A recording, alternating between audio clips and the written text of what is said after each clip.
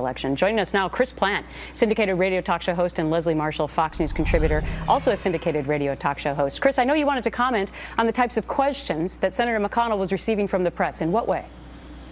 Well, it was like talking to the White House staff. Well, why should anybody believe you was the first question. Aren't you going to compromise and move to the middle? One of my biggest losers from last night is the press, and this was because they got so much wrong and the pollsters got so much wrong across the country when it comes to what was going to be a squeaker and what wasn't and who was going to carry what race. I think they did a miserable, a horrible job. They should never be trusted again, but that's me. The questions, the Q&A here, Harry Reid has never had a press conference like that. Harry Reid has never had a press conference that began, why should anybody believe you? Why should anybody trust you? Well, that could crazies change now. That could change now that he will not be the majority leader. Leslie, your thoughts?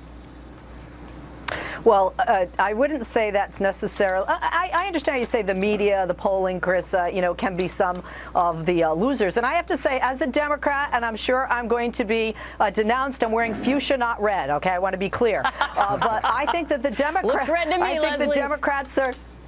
I know you guys are trying to flip me for years now, but here's the deal. The Democrats were huge losers, and I'm not just saying in the numbers. I'm saying the Democrats that didn't turn out to vote for their candidates. The Democrats who cared more about distancing themselves from the president than campaigning on issues, and Democrats that, quite frankly, didn't play a good, strong game with strategy, with campaigning, with marketing, with reaching across to voters outside their base. The Republicans won this. You could argue that the American people just didn't like the policies of this president or Hillary Clinton or anyone else who went out to campaign with them.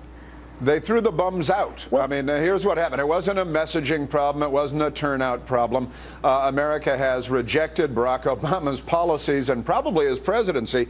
And I'm sure you have the same experience. Speaking to people on my radio show, I've got Democrats of every imaginable stripe calling in to say that they voted Republican for the first time, that their family has voted Republican for the first time. Enough is enough. Enough of the race, enough of the class warfare, enough of the gender warfare, enough of all these phony things, enough of if you like your doctor, you can keep it. They've been lied to for long enough, and the American people rejected President Obama, the Democrats, and the liberal project yesterday. That's what happened. Well, we're going to have to see what happens. Leslie and Chris, thank you so much, because we are waiting right now. President Obama's